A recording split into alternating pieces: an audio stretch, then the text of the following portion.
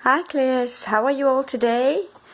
As you can hear, my voice is a little bit gravelly. I've got a cold, so sorry about it. I'll try be short and quick, so it'll be fun to do the class, okay? Anyway, before we get started, we need to do the arrived on time photo. So in 2 minutes, I'm going to take the photo. Everybody get ready. Great. Yes, that's wonderful. Okay. 1, 2, 3. Great job, class. So tell me, what are we going to be discussing today, teacher?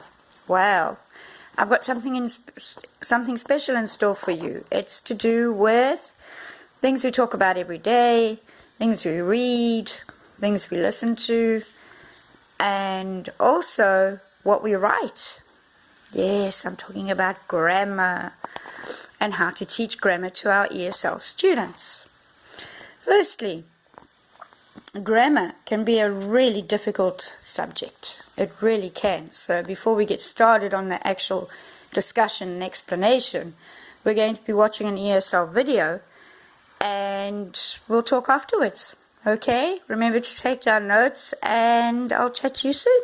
All right? Welcome back, class. Welcome back. Okay, so as you can see, there's a lot to take in, so let's break it down a bit, okay?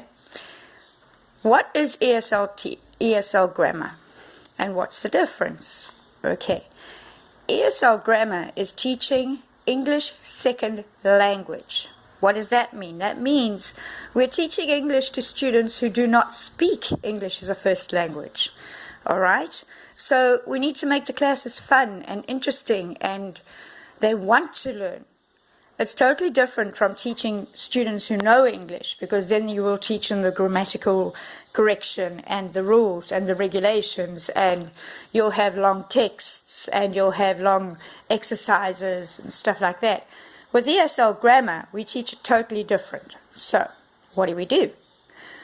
First of all, you need to know the prior knowledge of your students. For example, how many ESL students do you have? Do they know any English? Do they need English for any particular reason? Do they know how to read and write? And what level English do they speak? Once you know that, you can design the class to fit them, okay? There's no one-size-fits-all for grammar lessons. You need to do specific lessons for specific students. For example, you have a student that's a basic grammar, okay? You would teach them basic grammar. You would teach them the hello, how are you fine? You would teach them the basic English, okay? With an intermediate student, you can do like a text. You can do a text and you can point out the grammar. With an advanced student, you can do a newspaper article or a journal, all right, or a magazine article, and ask them to point out the grammar for you, all right? There's all different methods to do it. So that's the first thing. You test their prior knowledge. Secondly, you use grammar in context. What does that mean? That means you can read a text to your class and then point out the grammar while you're reading. Then, to make it fun, you can give them a text, not something big, something small, and ask them to point out the grammar. For example, you can say, if Paul doesn't finish his breakfast, he'll, and then they have to finish the sentence. So once they get the hang of it, it's easier for them to understand. With grammar, we learn by doing, okay? That's how you learn a language. You see it, you speak it, you read it. So you learn the grammar rules afterwards. This is how ESL students learn, all right? So they would learn the grammar they're using, and when they're using it, they would see, oh, okay, so that's how it fits in. This is how I learned Portuguese, guys. I taught myself Portuguese myself, okay? And it's exactly the same way ESL students learn. So you would do it in context. The third thing you would do is less is more. What does that mean? Less is more. Some teachers love to give long texts and then give like a whole page on exercises. Don't do that. All right, don't do that, because that'll scare your students. What you can do is do like a little text and ask them, okay, point out the grammar to me, and then we can learn the grammar rules, why we say certain things. Okay, then after that you can teach grammar every opportunity you get. All day you can teach grammar. For ESL students, this is a good way for them to learn, not only in English, but maths, geography, history, science. They need English to learn these languages, okay?